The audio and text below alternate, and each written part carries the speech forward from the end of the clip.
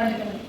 What is majoritarianism? मैंने majoritarianism का मतलब समझाया था कि जो माइनॉरिटी होती है, माइनॉरिटी सेक्शंस दो टाइप की कम्युनिटीज होती हैं, एक तो मेजॉरिटी होती है और एक माइनॉरिटी होती है। बट आपका देश क्या है? सेकुलर कंट्री है, तो हम हमारे यहाँ मेजॉरिटी किसी चीज़ की नहीं है, सारे लोग क्या है? इक्वल है। इक्वलिटी बिफोर लॉ जो हम पढ़ते हैं, कानून के सामने सभी बराबर है, तो दैट मीन्स कि कानून के सामने सारे जो धर्म है, सारे रिलीजन है, सारी कम्युनिटी है, वो बराबर मायने रखती है। लेकिन कई जगह क्या होता है? एक रिलीजन होता है, तो वहाँ हम मेजॉरिटी और माइनॉरिटी दो ग्रुप्स की बात करते हैं, मेजॉरिटी और माइनॉरिटी। अब मेजॉरिटेरिज्म पूछा है उसने कि मेजॉरिटेरिज्म होता क्या है? वैसे तो 1 मार्क्स में ज़्यादातर पूछा जाता है कि व्हाट इज मेजॉरिटेरिज्म, तो आप बताएंगे कि अब बिलीफ, एक ऐसा बिलीफ है जो majority community should able to rule, जो रूल करती है मेजॉरिटी कम्युनिटी ही रूल करेगी कंट्री को, सिर्फ माइनॉरिटी कम्युनिटी करेगी। माइनॉरिटी कम्युनिटी वीकर सेक्शंस में आएंगी, which ever be it wants thereby disregarding the needs wishes of the minority। और वो क्या करते हैं? डिसरिगार्ड करते हैं किसकी नीड्स को? माइनॉरिटी ग्रुप्स की नीड्स को। फिर बात करते हैं क्या इम्पैक्ट देखने को मिला था कमेंट्स के ऊपर। दे स्टार्टेड फीलिंग एलिमिनेटेड, वो क्या फील करने लगे थे कि हमें देश से बाहर निकाला जा रहा है, एलिमिनेट, अलग सा फील करने लगे थे।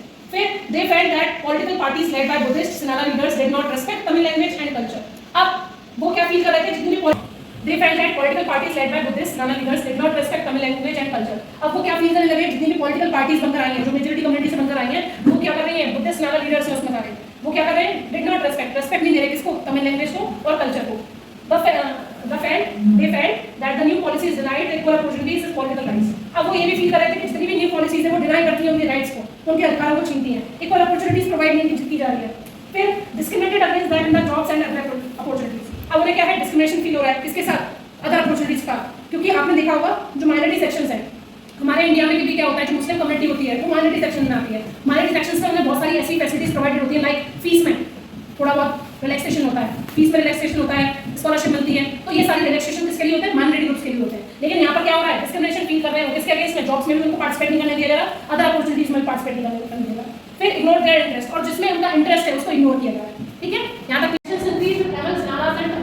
यानी कि आप टेंशन इंक्रीज हो चुकी थी। एक और चीज याद रखना, बेल्जियम और श्रीलंका में एक ही डिफरेंस था कि बेल्जियम में एकोमोडेशन मॉडल आएगा, उससे क्या है? एकोमोडेशन का मीनिंग होता है एडजस्टमेंट, तो वो कंट्रीज में एडजस्टमेंट हो जाएगा। ठीक है, लेकिन सिनारा और तमिल जो श्रीलंकन जो एरिया था उसमें श्रीलंका में क्या हुआ? ये चीजें नहीं हुई थी, सीधे सिविल वॉर हुआ था।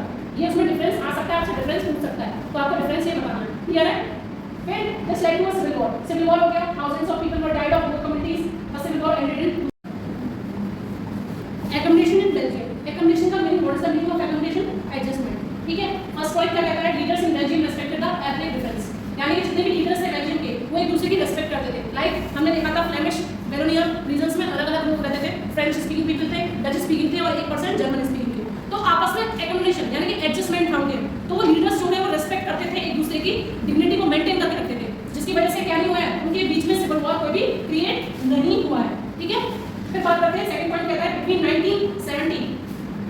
1970 to 1993 constitution was amended 4 times, यानी कि 1970 से लेकर 1993 तक के बीच में ये देखा गया कि बेल्जियम का जो कॉन्स्टिट्यूशन है उसमें अमेंड हुआ। अमेंड का मतलब क्या होता है? हिंदी में इसको संशोधन बोलते हैं। ठीक है, इसका मतलब होता है चेंज, अमेंडमेंट का। तो अमेंड होते हुए देखा गया, चेंजेस होते हुए देखे गए 4 टाइम्स। फिर लास्ट पॉइंट कहता है this was done to accommodate the social differences, और ये हुआ किसकी वजह से था? कि जितने भी उनके बीच में सोशल डिफरेंसेस थे उनकी वजह से हुआ था, कि किसी और की कोई डिमांड थी, किसी और कम्युनिटी की कोई डिमांड थी, तो उसको ध्यान में रखते हुए क्या है? 4 टाइम्स अमेंडमेंट करने पड़े, उनके बीच में चेंजेस करने पड़े। इसके कॉन्स्टिट्यूशन में, बेल्जियम में। क्लियर है? एकोमोडेशन मॉडल, एकोमोडेशन का मीनिंग तो समझ चुके हैं। तो एकोमोडेशन मॉडल कहाँ पर आया? बेल्जियम के अंदर आया, श्रीलंका के अंदर नहीं आया। ठीक है, यही एक डिफरेंस है जो आप एथनिक कंपोजिशन अगर पूरा बनाएंगे उसमें बनाएंगे। पहला पॉइंट कहता है, पहले क्या था कि number of Dutch speaking ministers जो हैं वो इक्वल थे किसके? Number of French speaking people के। ठीक है, अभी इक्वलिटी नहीं है, लेकिन एकोमोडेशन मॉडल के आगे क्या हुआ? Some powers of center was given to the state government. कुछ पावर्स जो सेंट्रल गवर्नमेंट की थी किसको दे दी गई? स्टेट गवर्नमेंट को दे दी गई। और वो भी कितने रीजंस की? 2 रीजंस की। 2 ही तो रीजन थे मेन, तो क्योंकि जर्मन स्पीकिंग पीपल तो कितने परसेंट है? 1% है। State government were not subordinate to the centre, जितने भी स्टेट गवर्नमेंट है वो सबऑर्डिनेट नहीं है, किसी भी तरीके से आंसरेबल नहीं है किसके? Central government. ठीक है, जबकि क्या होता है आपकी इंडिया में आंसरेबल है, जो थर्ड चैप्टर में आप पढ़ेंगे, आपका सेकंड ईयर थर्ड चैप्टर है फेडरलिज्म, उसमें आप जानेंगे कि आपकी जो स्टेट गवर्नमेंट है वो आंसरेबल है सेंट्रल गवर्नमेंट की। लेकिन यहाँ पर क्या देखा जा रहा है? State government were not subordinate to the centre. फिर ब्रसेल्स के अंदर क्या हुआ? ब्रसेल्स के अंदर एक सेपरेट गवर्नमेंट बनाई गई। ठीक है, उसको अलग कर दिया गया कैपिटल को। ब्रसेल्स किसकी कैपिटल थी? बेल्जियम की। तो वहाँ पर क्या है? सेपरेट गवर्नमेंट आ गई, वहाँ पर 2 रीजन्स की गवर्नमेंट हो गई, 2 रीजन्स के अकॉर्डिंग उन्होंने जो पावर्स है वो डिवाइड कर ली।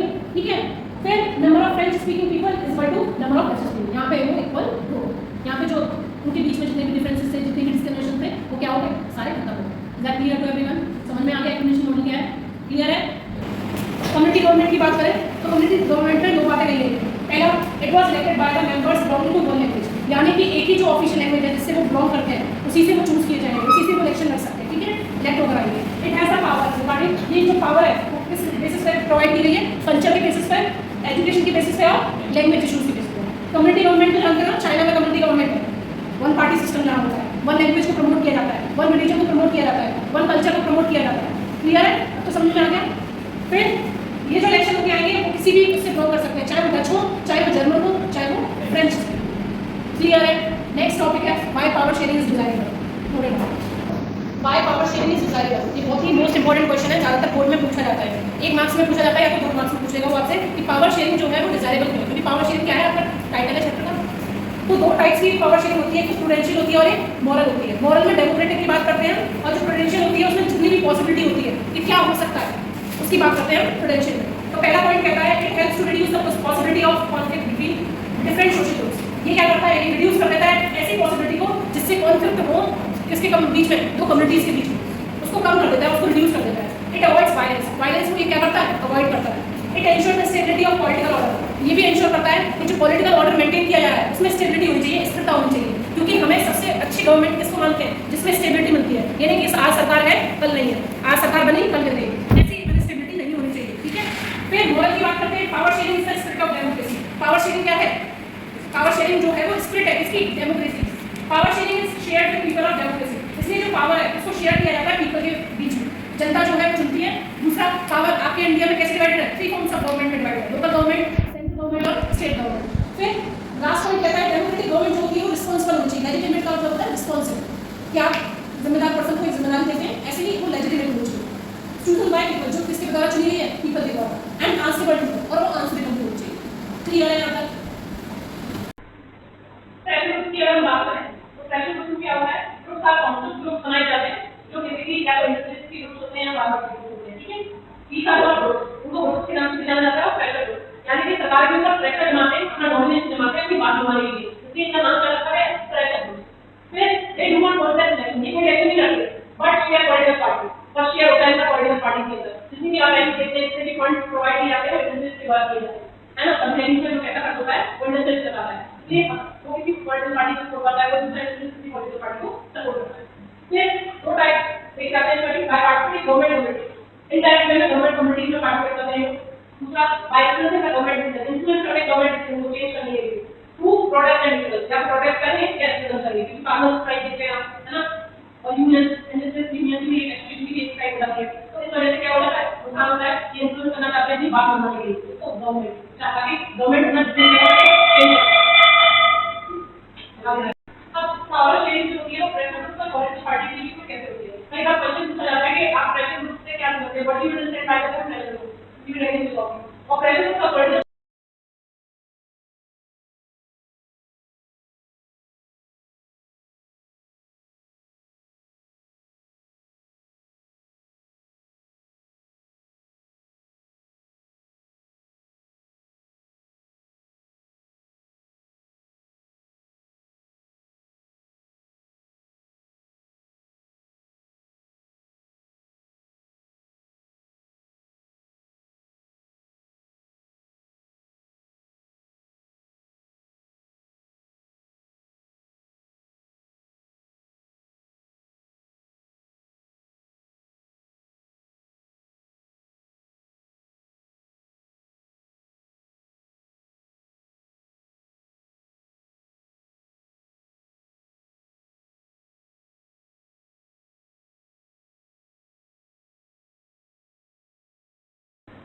कि एक पार्टी में छोटी पार्टी अगर उसकी बड़ी पार्टी में जाकर मिल जाती है तो दैट इज कॉल्ड एलियंस, ठीक है। जिसमें कोई एक नहीं आता, बहुत सारी पॉलिटिकल पार्टी मर्ज होती है, क्लियर, उसको हम एलियंस बोलते हैं। फिर एलियंस बिल्ड इलेक्शन, अगर कोई एलियंस बिल्ड करता है, इलेक्शन जीतता है, तो गवर्नमेंट फॉर्म गवर्नमेंट के लिए गठबंधन नहीं करता, कोalition फॉर्म ऑफ गवर्नमेंट, कोaliशन का मतलब होता है गठबंधन, क्लियर है।